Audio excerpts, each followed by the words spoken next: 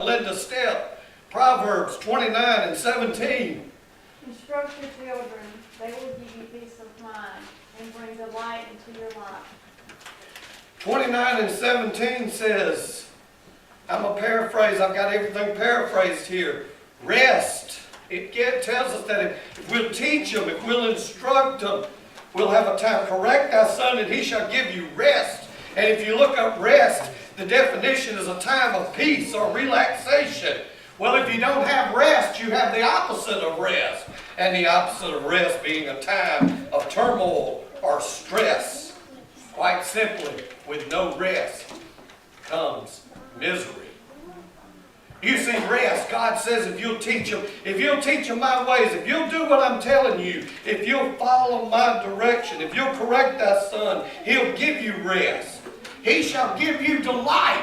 But the quite opposite of that, if you don't correct them, if you don't teach them, what are you going to have? Misery. Too many times kids grow up nowadays and they're misery to their parents. Their parents can't even go to bed at night for worrying about them. Wondering if they're in jail. Wondering if they're in a wreck, drunk driving. Wondering if they got too many babies' mamas and babies' daddies. They worry. That's not rest. That's not happiness. That's not joy. Now's the time.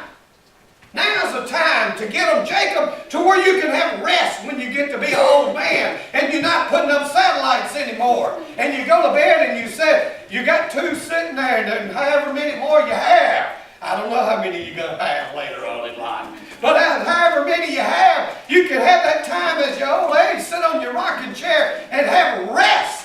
Because your children are following the Lord. That's what God wants you to do. He doesn't want you to have to raise these kids till they're 57 years old. The object of this exercise, Barbara, is to teach them to be God-fearing members of society, productive members of society. Then you can just sit back and relax and say, my kids are blessed. But you've got to teach them. You've got to put something into it. And too many times in society, we're not. Sister Deborah.